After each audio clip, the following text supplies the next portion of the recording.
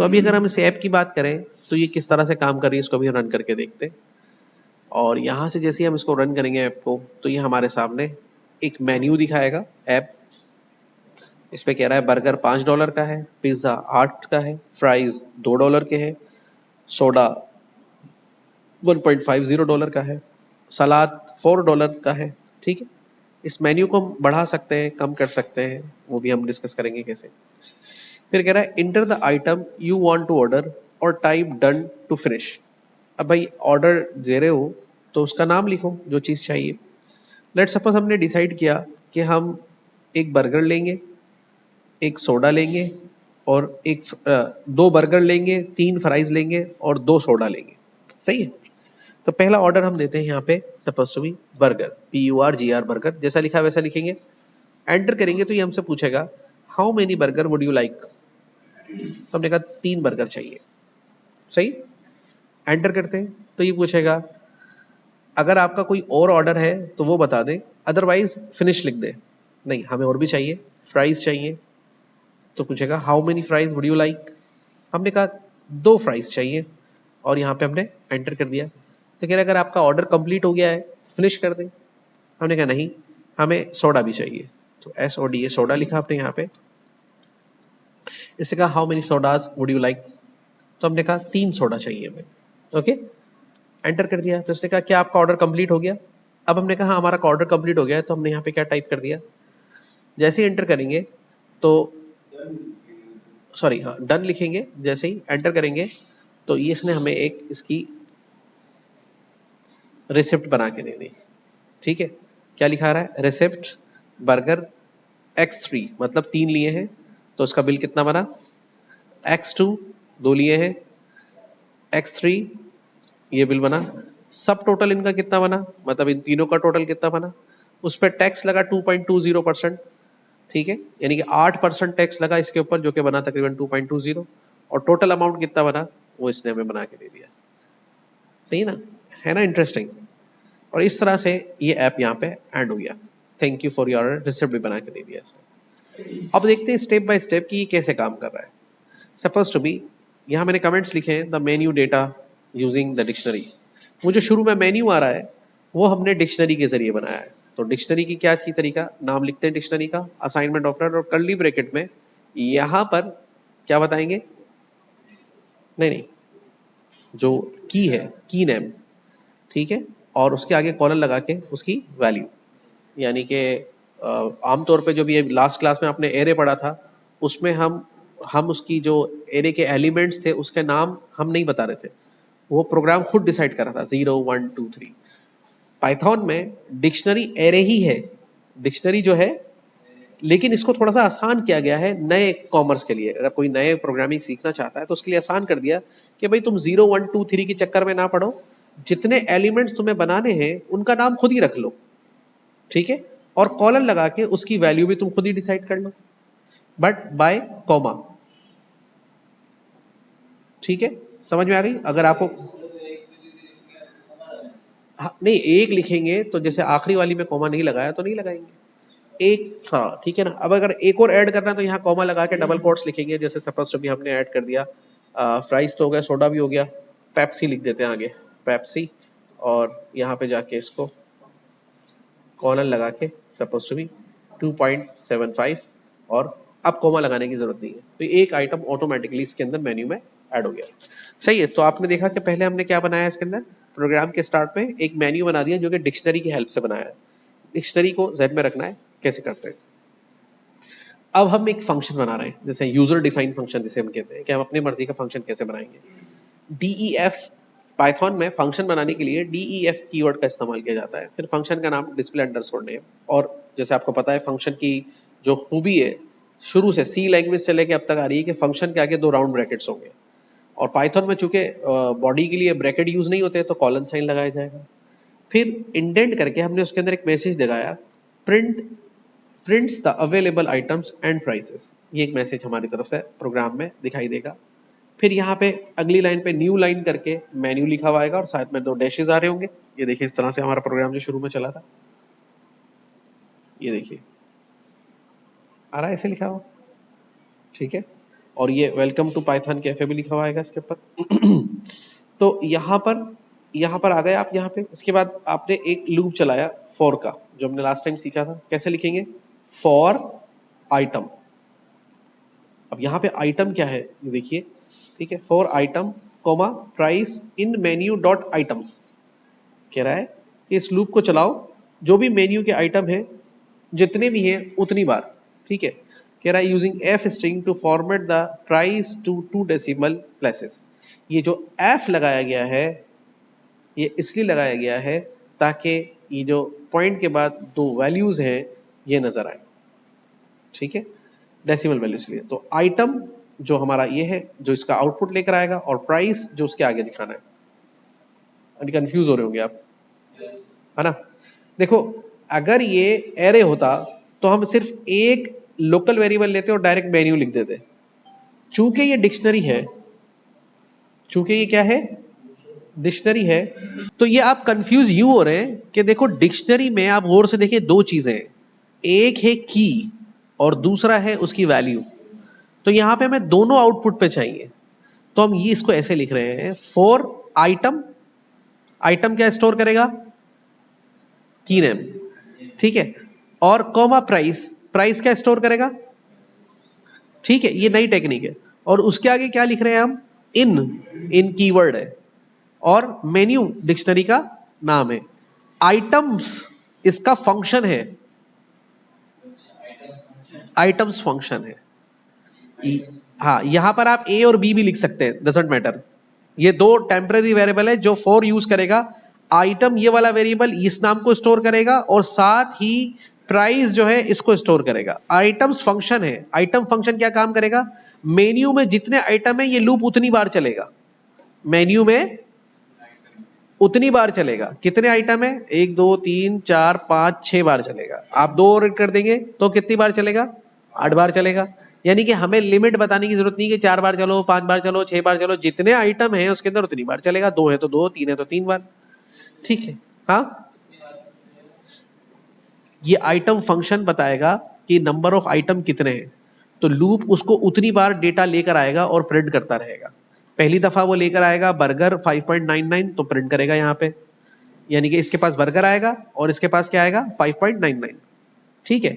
दूसरी दफा पिज्जा लेकर आएगा तो वो प्रिंट करेगा, क्योंकि ये फॉर के लूप के अंदर लिखा गया ना आइडेंट पे।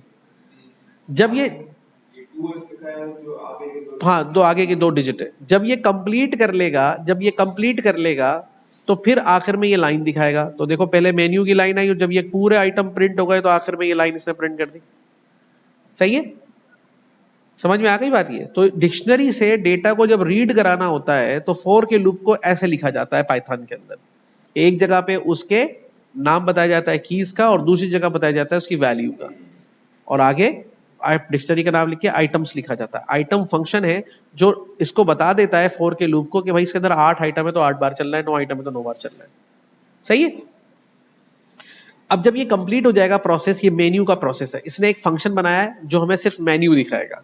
अब आगे चलते हैं। टेक ऑर्डर का एक अलग फंक्शन है। टेक ऑर्डर के फंक्शन में क्या बताया है? Handle the user interaction, place N order, ठीक है। कार्ट, अच्छा, अब आप यहां पर देख रहे हैं क्या लिख रहे हैं? कार्ट। कार्ट को खाली छोड़ दिया। अगर ऊपर देखें तो आपने यहां भी ऐसे ही किया था। ये डिक्शनरी थी तो कार्ट भी क्या बनाया आपने? एक डिक्शनरी बनाई है। पर इस डिक्शनरी में डेटा कब आएगा? जब यूजर इनपुट डालेगा। और इस डिक्शनरी में आपने पहले से ऑर्डर डेटा रख रखा है ताकि भाई जो भी डेटा है वो पहले से वैल्यू में शो हो जाए। अब कार्ट में लिखा ना dictionary to store the items and their quantities, ठीक है। अब हम लिखा print welcome to Python cafe, तो आप देखेंगे यहाँ पे लिखा है वेलकम टू पाइथन कैफे। और उसके बाद हमने कहा डिस्प्ले मेन्यू, तो मेन्यू ये फंक्शन इस फंक्शन के अंदर चलेगा, यानी कि ये फंक्शन यहाँ पे बनाया गया और इसको कॉल कहाँ किया जा रहा है? टेक ऑर्डर के अंदर। टेक ऑर्डर के अंदर जैसे ही टेक ऑर्डर चलेगा तो पहले कार्ड का फंक्शन एक डिक्शनरी बनाएगा, फिर ये मैसेज लिखा हुआ आएगा, देन डिस्प्ले मेन्यू का फंक्शन चलेगा, तो ये देखो ये मैसेज लिखा हुआ आया, फिर ये पूरा फंक्शन चला है। सही है। उसके बाद वाइल का लूप लगाया गया है। अब कह रहे हैं वाइल ट्रू, जब तक वाइल का लूप चलता रहेगा जब तक के वैल्यू क्या होती रहेगी? ट्रू होती रहेगी। जैसी फॉल्स होगी तो रुक जाएगा। अब उसके लिए हमने क्या लिया, एक वेरिएबल लिया यूजर अंडरस्कोर चॉइस के नाम का, ये वाइल के अंदर लिखा जा रहा है, ब्रैकेट चाहिए तो कॉलन लगाना है यहाँ पे। इनपुट फंक्शन लगाया ताकि यूजर से इनपुट लिया जाए, उसमें लिखा है enter the item you want to order और टाइप डन, ये अपनी मर्जी का मैसेज हम जो भी लगाएंगे। उसके बाद डॉट स्ट्रिप डॉट कैपिटलाइज, अब ये फंक्शन क्या करेगा, चाहे यूजर स्पेस दे के लिखे, चाहे यूजर कैपिटल में लिखे, चाहे यूजर स्मॉल में लिखे, ये फंक्शन उसको कैपिटलाइज करके देगा। क्यों, इसलिए कि यहां पर कंपैरिजन आपका उसी तरह से होना चाहिए। ठीक है, तो यहां पे देखिए आ जाए क्या कह रहा है, get input and clean it, capitalize first letter to match menu keys. कह रहा है यूजर चाहे सारा कैपिटल में लिखे, यूजर चाहे सारा स्मॉल में लिखे, लेकिन वो उसको टेक्स्ट को कन्वर्ट करेगा, पहला लेटर क्या कर देगा, क्यों कर देगा, इसलिए क्योंकि आपने मेन्यू में इसी तरह लिखे, बी बर्गर का बी बड़ा रखा है, पेप्सी का पी बड़ा लिखा है, वो इस तरीके से टेक्स्ट को दिखाएगा, यूजर भले किसी भी फॉर्मेट में लिखे। तो उसके लिए आपने क्या लिखा, इनपुट के आगे input enter the item you want to order, आगे लिखा डॉट स्ट्रिप डॉट कैपिटलाइज, दो फंक्शन एक साथ यूज कर लिया आपने। ठीक है, हाँ वो इसको रिमूव कर देगा। ठीक है, क्लीन कर देगा ना उसको, कह रहा है इनपुट क्लीन इट, ठीक है, and capitalize first letter to match the menu. Strip function वैसे क्या करता है, ब्रेक कर देता है, जैसे अगर आपने स्पेस भी दे दिया बीच में तो शुरू वाला ले लेगा, आगे वाला को छोड़ देगा। ठीक है ना, अच्छा अब आगे चलते हैं। If user choice equal to done, अब ये वाइल के लूप के अंदर एक कंडीशन लगाई है, इफ की तो देखिए इंडेंट करके लिखा गया है। अगर यूजर ने टाइप कर दिया डन, क्या टाइप कर दिया, तो यहीं पे ब्रेक स्टेटमेंट लग जाएगी, ये इफ के अंदर लिखा हुआ है। जब से ब्रेक स्टेटमेंट लिखेगी तो वो वाइल के लूप से डायरेक्ट बाहर आ जाएगा। जब वाइल के लूप से बाहर आएगा तो ये सारा बटन कर देगा और यहाँ पे रिटर्न कार्ड कर देगा, रिटर्न कार्ड कर देगा। मिसाल के तौर पे उसने जो भी ऑर्डर दिया होगा वो किसके पास चला जाएगा, कार्ड फंक्शन के पास, पिज्जा का दिया, फ्राइज का दिया, उसके पास चला जाएगा। लेकिन अगर वो डन नहीं करता तो if user choice in menu, ठीक है ये लिख रहा है, if user choice in menu validation check if the item on the menu, तो ये कह रहा है क्वांटिटी जो इनपुट है उससे पूछेगा कि भाई अब तुम बताओ कितनी इनपुट लेना चाह रहे हो। मतलब अगर आपने वहां से लिया बर्गर तो ये आपसे पूछेगा भाई ठीक है अब ये बताओ कि तुम्हें बर्गर कितने चाहिए, how many user choice would you like. अब यूजर चॉइस क्यों लिया है, यूजर चॉइस इसलिए लिया है कि जो उसने वहां से बर्गर लिया है तो बर्गर लिखा हुआ आएगा यहाँ पे, मेन्यू डिक्शनरी का नाम है ना, उसमें से लाएगा डेटा। हाँ ये कहना चाह रहा है if user choice in menu, अगर हाँ इन एक फंक्शन है कीवर्ड, कि अगर मेन्यू में चेक करो जो चॉइस आई है वो मैच हो गई तो वो चॉइस के अंदर रख दो, बर्गर तो बर्गर रख दो, पिज्जा तो पिज्जा रख दो। मैच होने के बाद अब इनपुट ये दिखाओ हाउ मेनी बर्गर और आगे S would you like to, तो यूजर जो इनपुट देगा 3 या 2 वो किस में चला जाएगा, क्वांटिटी इनपुट में। अब अगर क्वांटिटी इज डिजिट, अगर क्वांटिटी में टेक्स्ट लिखा है तो उसको स्किप करेगा, अगर क्वांटिटी में नंबर लिखा है और वो क्वांटिटी इंटीजर है और 0 से ऊपर है, मतलब डबल चेक किया है, क्वांटिटी अगर नंबर है और वो नंबर इंटीजर है, पॉइंट में नहीं है, और वो वैल्यू 0 से बड़ी है, मतलब अगर वो 1 है, 2 है, 3 है, 4 है, 4.5 नहीं होना चाहिए। अगर ये दोनों कंडीशन ट्रू हो रही है तो क्वांटिटी की वैल्यू को इंटीजर में कन्वर्ट करो और एक दूसरे क्वांटिटी वेरिएबल को दे दो ताकि वो अपने अंदर स्टोर कर ले। ठीक है, और if user choice in card user choice plus quantity, और जो पिछली क्वांटिटी है उसके साथ इसको ऐड कर दो।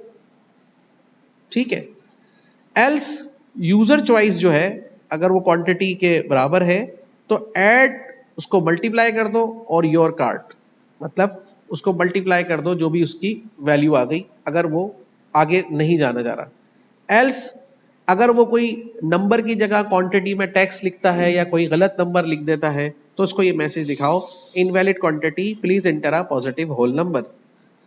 और पहले में कह रहा है अगर वो इसकी स्पेलिंग सही नहीं रखता आइटम की, यानी ये पहला चेक है, ये पहला check user choice in menu, अगर वो उसकी जो वैल्यू है मतलब बर्गर की स्पेलिंग सही नहीं लिखता, उसकी जगह पे सॉप लिख देता है, तो उसको ये बार बार मैसेज रिफ्लेक्ट करता रहे कि आपने ये सही नहीं लिखा है, सही मैसेज टाइप करें। आखिर में जब वो वाइंड अप कर दे डन करके, तो जितने इसके पास ऑर्डर आए हैं बर्गर के, इसके बाद पिज्जा के, फ्राइज के, वो सब किसके अंदर स्टोर हो जाएंगे? कार्ट में। बिल्कुल इसी तरह स्टोर होंगे जैसे ये डिक्शनरी में स्टोर हुए हैं। अगर उसने 3 ऑर्डर दिए तो 3 स्टोर हो जाएंगे, 4 दिए हैं तो 4 स्टोर हो जाएंगे। अब उसके बाद आएगा अगला स्टेप, जहां पे वो रिसिप्ट को बनाएगा। तो एक फंक्शन बनाया जनरेट रिसिप्ट, और उसके अंदर कार्ट जो भी आइटम लेकर आ रहा है उसको प्रिंट करेगा एक न्यू लाइन पे, इस तरह प्रिंट करेगा रिसिप्ट को, इस तरह प्रिंट करेगा ये इस तरह, और सब टोटल एक वेरिएबल डिक्लेयर करेगा, उसकी वैल्यू 0.0 रखेगा और कहेगा for item quantity in cart, मतलब कार्ट के भी की का नाम और जो वैल्यू उसने दी है दोनों लेकर आओ, मतलब बर्गर, बर्गर की क्वांटिटी। ठीक है, तो ये दोनों चीजें लेकर आएगा एक एक करके, और प्राइस आइटम से मेन्यू आइटम। अब यहां पे नोट करना, मेन्यू हमारी पहले डिक्शनरी का नाम है, उसके अंदर आइटम में क्या स्टोर था? Value, price. नहीं नहीं, ऊपर देखो ना, यहाँ पे इसने ये देखो ना, यहाँ पे जब इसने यहाँ पे किया तो आइटम में क्या स्टोर किया? इसका नाम, और प्राइस में क्या स्टोर किया? उसकी वैल्यू। तो ये दोबारा नीचे चला गया ना, लेकिन यहां पर ये कह रहा है मेन्यू आइटम, आइटम लाके किसको दे दो? प्राइस पर आइटम को। ठीक है, और आइटम टोटल में प्राइस पर आइटम में जो आया है उसको उसकी मल्टीप्लाई से क्या कर दो? क्वांटिटी से मल्टीप्लाई कर दो, और किस में रख दो? टोटल में। और फिर हाँ x3 कर दे, हाँ यही करेगा, x3 कर देगा उसको, तो उसकी जितनी क्वांटिटी बढ़ेगी उसको मल्टीप्लाई करके आइटम टोटल में डाल देगा। अब इस तरह से अगर 3 आइटम्स हैं तो उनकी सबके टोटल को सब टोटल में जमा कर देगा। बर्गर का टोटल आया 25, पिज्जा का टोटल आया सपोज 30, तो 25 और 30 कितने आ गए इसके अंदर? 55। फ्राइज का टोटल आया 20, तो 55 और 20 कितने होंगे? 75। फिर प्रिंट करेगा आइटम, यानी कि उसका जो भी आइटम है उनकी क्वांटिटी, नाम, और उनके आगे क्वांटिटी x लगा के, ठीक है, और उसको आगे आइटम टोटल दिखा देगा उसका। ठीक है ना, मतलब बर्गर x3 और 20 का एक है तो कितने बन गए? 75। फिर यहां शो करेगा पिज्जा x2, उसके जो इतनी वैल्यू वो यहां शो कर देगा। फाइनली जो सब टोटल होगा उसको मल्टीप्लाई करेगा, जो भी टैक्स रेट सेट किया 0.08 8% लगाया, अगर आप इसको 10% लगाएंगे तो 0.10 लिखेंगे, अगर आप 12% लगाएंगे 0.12 लिखेंगे, तो टैक्स कैलकुलेट होकर चला जाएगा अमाउंट के ऊपर टैक्स में। और यहाँ पे क्या करेगा? सब टोटल और टॉक्स को अप्लाई कर लेगा और टोटल पे ले लेगा। अब रिसिप्ट ऐसे बनेगी, न्यू लाइन प्रिंट होगी, सब टोटल के आगे सब टोटल की वैल्यू, टैक्स के आगे टैक्स की वैल्यू, टोटल के आगे टोटल की वैल्यू, आखिरी लाइन लगा के थैंक यू फॉर ऑर्डर लिखा हुआ आ जाएगा। बिल्कुल इसी तरीके से जैसे ये हो रहा है, इस तरह से ये ऐप पूरा का पूरा काम कर रहा है।